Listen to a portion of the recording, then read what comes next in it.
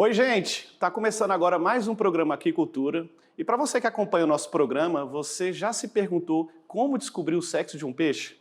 Pois é, existem algumas maneiras para determinar se o peixe é macho ou se é fêmea, mas enganos podem ocorrer e isso, para os piscicultores, pode trazer prejuízos.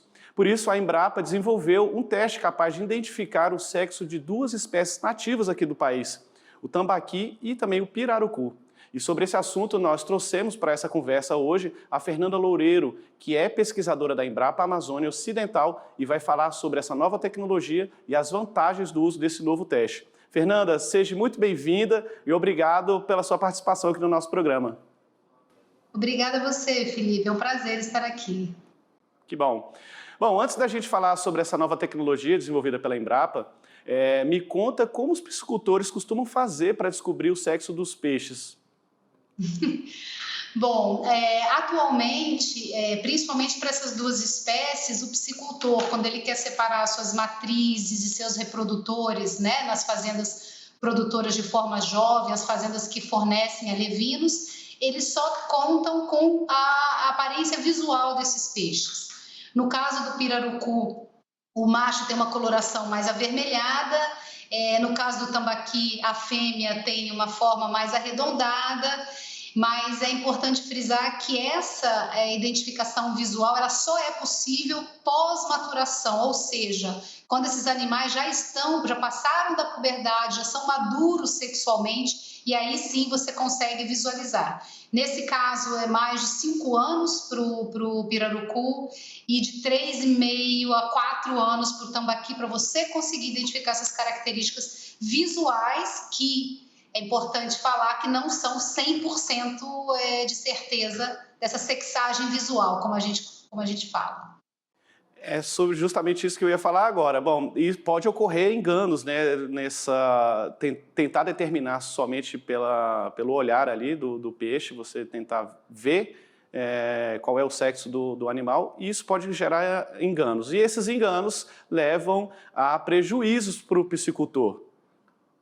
Sim, principalmente no caso do pirarucu. Por quê? No pirarucu, nós não conseguimos ainda fazer uma reprodução artificial como nós fazemos o tambaqui. Coletamos os oócitos, né, a ova da fêmea e o sêmen do macho, fazemos a inseminação. Ainda não conseguimos essa técnica para o pirarucu. Então, como que é feito hoje a reprodução de pirarucu que fomenta toda a cadeia de corte?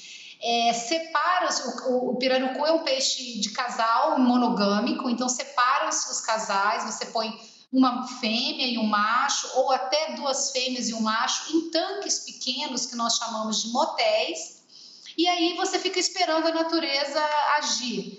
Então, a partir de um tempo, começa a aparecer a ninhada nadando na cabeça do pai e você retira. Então, essa é a forma como se faz hoje.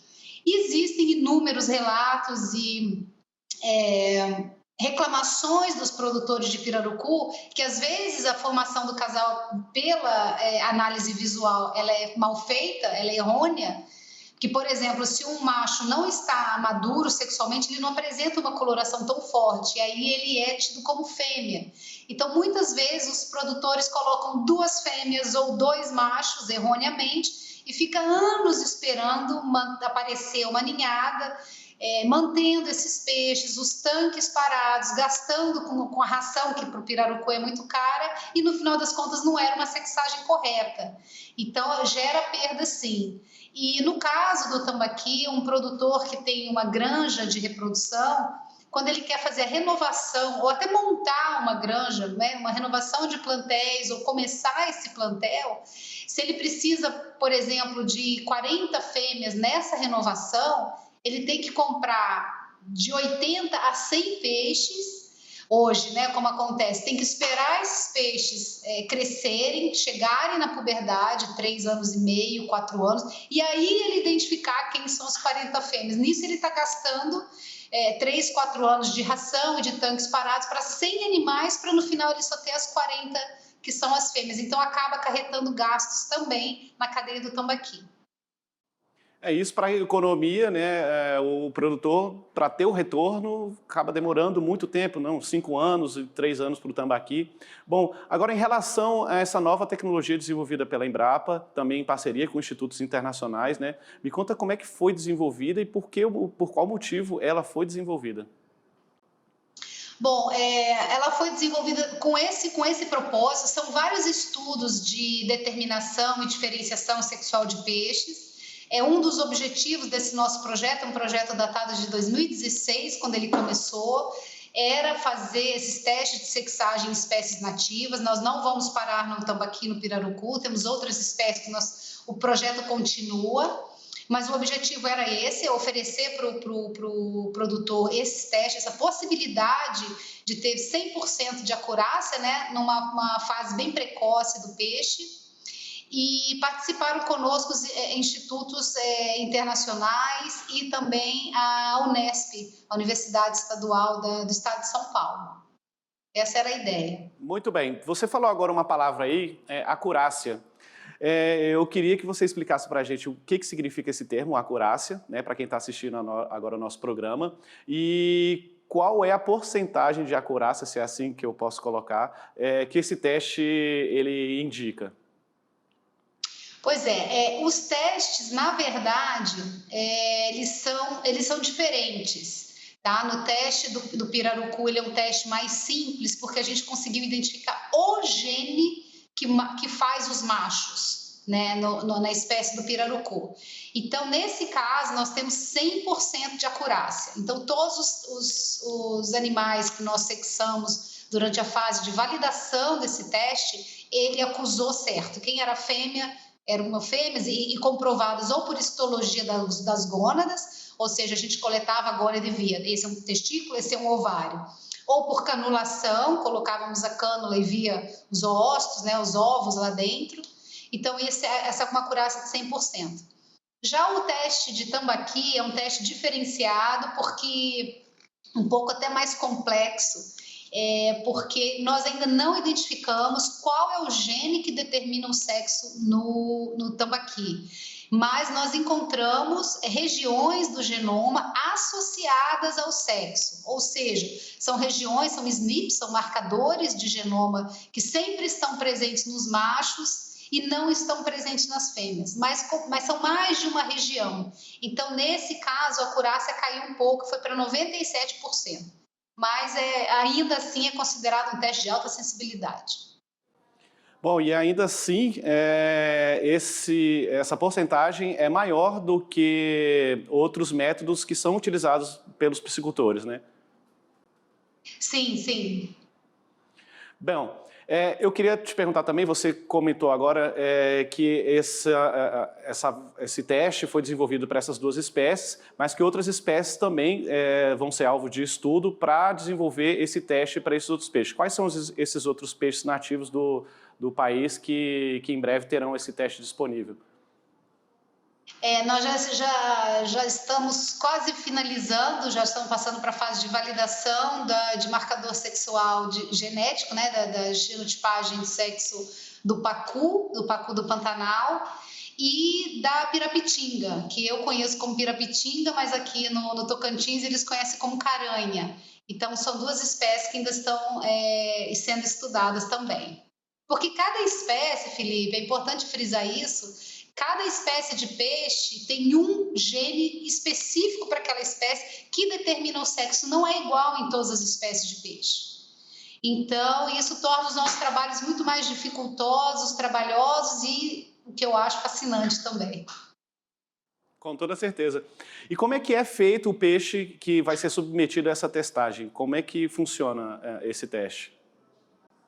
O teste ele é relativamente simples, ele não envolve coleta de sangue, o produtor, o único pré-requisito que eu diria é que o peixe esteja microchipado. Geralmente hoje todas as granjas, principalmente as granjas de reprodução, elas já têm os seus peixes, já são identificados por microchips, né?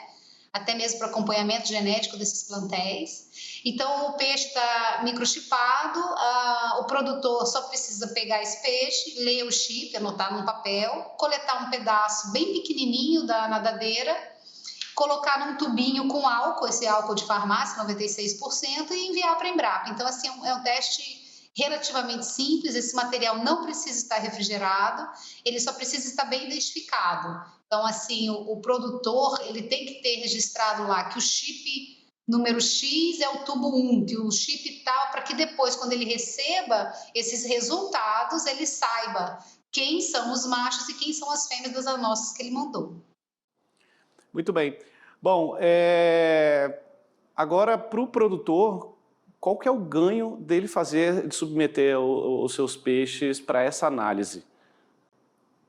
É justamente na formação de plantel, e o próprio produtor que vende para engorda também, no caso de interesse de produtores de formas jovens, eles podem vender animais sexados. E isso, no caso do pirarucu, é um avanço muito grande, porque existem grandes perdas econômicas na formação errônea de plantéis. Existe um outro teste no mercado também, mas é um teste com valor um pouco mais alto e é um teste importado que tem que estar refrigerado, então tem uma certa dificuldade. No nosso caso, o nosso teste, ele vai lá e coleta o pedaço de nadadeira, não precisa de geladeira, e precisa de coleta de sangue, esse teste importado também. Então, assim, tem essa facilidade do nosso teste de genotipagem, o teste de DNA. E no caso do tambaqui é a mesma coisa, você já comprar, como eu estava dando um exemplo no início da reportagem, se você precisa de 40 fêmeas e 30 machos na renovação do seu plantel, você vai num produtor de engorda e já compra 40 fêmeas e já compra os 30 machos, ou seja, lá o número que você precisar. Você não precisa comprar lotes enormes, ficar esperando esses peixes entrarem em maturação, para depois você selecionar as suas 40 fêmeas e os seus 30. Então, assim, é um ganho em tempo. Em aquicultura, quando a gente fala em tempo, a gente fala em ganhos econômicos, porque o seu tanque não está parado, você não está gastando ração com esses peixes até esperar a maturação. Bom, por falar em tempo, quanto tempo leva para essas análises ficarem prontas e o piscicultor ter ali a resposta daqueles animais que foram submetidos ao teste? Olha, nós estamos pedindo um prazo máximo de 1 semana. Na verdade, o teste ele é feito rapidamente no laboratório. Nós recebemos as amostras dessa pequena nadadeira, pegamos um pedaço ainda menor dessa nadadeira, a gente sempre fica com backup genético, fica tudo registrado. Então, lá na frente, se o produtor quiser fazer alguma outra análise genética, isso é possível. Então, nós subdividimos essa amostra, retiramos o DNA, fazemos uma extração de DNA e corremos o teste, e isso em poucas horas os resultados já estão prontos. Mas como nós temos outras atividades no laboratório, o laboratório não é um laboratório exclusivo para esse serviço, né? Nós temos atividade de pesquisa rodando ao mesmo tempo, a gente pede um prazo de no máximo 1 semana, e também depende do volume que nós estamos recebendo. Hoje a gente já está com um número grande de amostras aqui correndo, por exemplo, mas a gente pede um prazo de no máximo 1 semana para a emissão dos resultados. Muito bem. Eu queria saber também o custo desse teste. Já tem preço? Esse teste, antes de me falar sobre custo, esse teste ele já está disponível, o produtor que procurar a Embrapa, ele pode submeter a sua criação a esse teste, já está disponível no mercado? Pode. Nós já estamos recebendo amostras, muitas amostras, principalmente do pirarucu. Já está disponível, são 2 Embrapas que hoje estão oferecendo esse serviço, a Embrapa Amazônia Ocidental em Manaus e a Embrapa Pesca e Aquicultura em Palmas. Então, tu pode remeter tanto para uma quanto para outra, por correio, simples mesmo, não precisa ser refrigerado, como eu disse anteriormente. E o custo, Felipe, vai ser mais ou menos em torno de R$100. Eu só não posso assim, afirmar agora, porque envolve quem está recebendo todo esse dinheiro para depois que a gente compra os reagentes, né, para manter essa atividade no laboratório, é uma fundação. Então, assim, a gente ainda precisa terminar de fechar essa parte de custos com a fundação, porque a fundação tem um preço dela, mas vai ser entre R$100 e R$120 por amostra. Bom, muito bem, Fernanda. Bom, esse teste já está disponível, então o produtor que precisar, que tiver curiosidade, pode enviar essas amostras, como você orientou aí, para essas duas Embrapas, no Tocantins e também em Manaus, né? Bom, eu queria te perguntar também sobre essa parceria feita entre a Embrapa e esses institutos internacionais. Como é que foi esse estudo? Como é que surgiu essa parceria? A parceria com o INRA, que é tipo a Embrapa da França, nós já tínhamos parceria com eles, com o Laboratório de Genômica de Peixes, com esse laboratório específico em Rennes, na França, nós já tínhamos de outros projetos que a gente tinha desenhado juntos. E aí, quando nós partimos para esse segundo projeto que levou a esse teste, ele também, o Laboratório de Genômica de Peixes do INRA, estava conosco na submissão do projeto. A partir daí, num congresso internacional de fisiologia reprodutiva, nós, olhando as apresentações, nós conhecemos um outro grupo, que é um grupo da Alemanha, que também estava trabalhando com pirarucu na mesma linha que a nossa linha de pesquisa. E aí nós fizemos contato com eles nesse congresso e aí acabamos juntando os dois projetos, tanto o nosso, que era Embrapa e França, junto com a Universidade de Duisburg, na Alemanha. Então, foi assim que começou essa parceria com a Universidade da Alemanha. E também na parte dos estudos de tambaqui, teve um colega nosso, o doutor Eduardo Varela, que fez todo esse trabalho do tambaqui, com esses marcadores associados ao sexo. Ele foi fazer esse estudo na Universidade de Stirling, na Escócia. Então, esse estudo foi todo desenvolvido na Escócia por esse colega nosso, o doutor Eduardo. Então, foi assim que a gente arranjou essas parcerias, e são parcerias que perduram e continuam até hoje. E esses estudos, essas parcerias, então, elas também vão participar dessas outras espécies que vocês pretendem lançar esse teste também? Sim, sim, os parceiros, nós continuamos. Inclusive, hoje de manhã a gente teve uma reunião com essa mesma equipe. Os estudos continuam, outros projetos embarcaram nesse projeto original, porque esse projeto original já se encerrou, mas a gente sempre vai conseguindo, né, financiamentos de fontes de fomento para dar continuidade às atividades de pesquisa nessa linha de determinação, identificação de sexo de peixes e genotipagem de sexagem de peixes. Bom, falando sobre esse custo aí, então, para manter esse estudo, né, desenvolver esse estudo, quem que fomenta, quais são os parceiros, quem é que injeta recurso para que isso seja possível?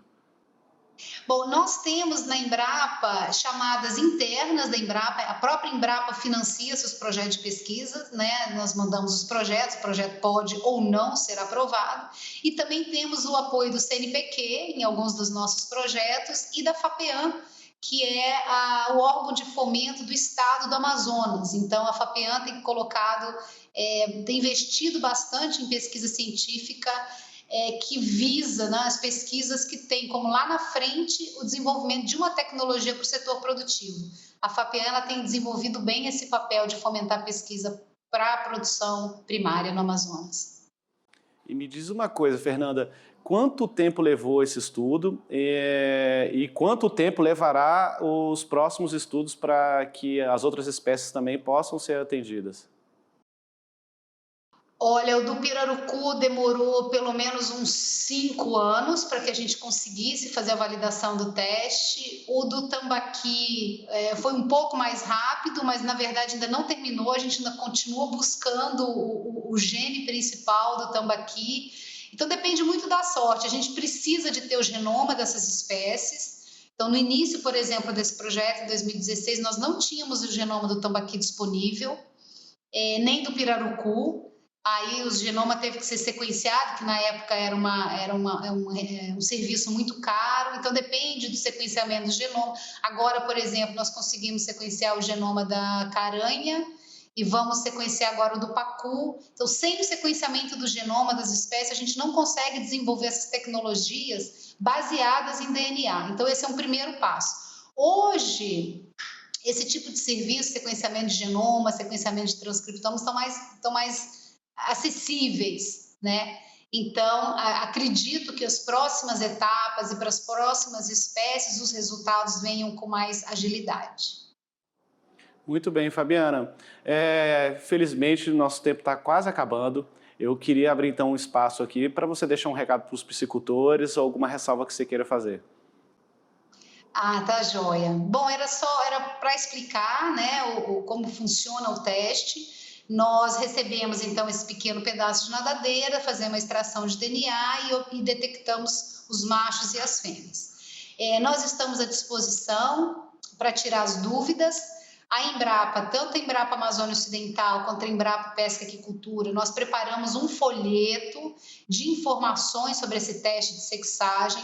É só entrar em contato, entra ou na página da Embrapa ou liga nos números, né, disponíveis de telefone, que a gente envia o saque, o próprio saque da Embrapa, que nós enviamos esses folhetos, tiramos todas as dúvidas, quem tiver pelo menos só dúvida, não ficar inibido de entrar em contato conosco para agilizar essa sexagem do seu plantel. Só me coloco à disposição para qualquer dúvida, que estou aqui para isso. Então vamos aproveitar que a gente já está aqui falando sobre isso. Fala então um pouquinho quais são essas dúvidas que vocês recebem aí, que vocês estão acostumados a receber, e também qual que é o conteúdo que o produtor vai encontrar nesse folheto.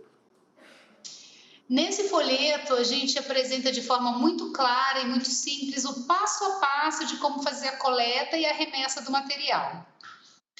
E as pessoas ligam, por incrível que pareça, mais perguntando sobre o chip. São pessoas que ainda não chipam, as que ainda não chiparam o seu plantel, ligam perguntando como que eu compro o chip, como que eu coloco o chip, e a gente tem inclusive um outro material, que é um outro folheto de genética, explicando como fazer a chipagem, como ler esse número do seu, porque é tudo muito simples. Então, hoje, o que a gente tem mais recebido de ligação, no caso de dúvidas, de informações, é sobre a microchipagem individual dos peixes. E para tudo isso, a gente tem folhetos com figuras, demonstrando passo a passo.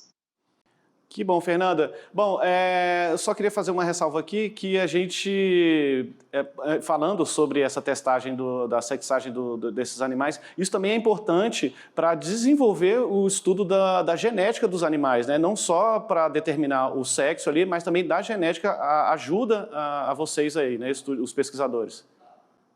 Nós não vamos, e acredito que nem nós não podemos utilizar esse material para outros estudos sem autorização do produtor.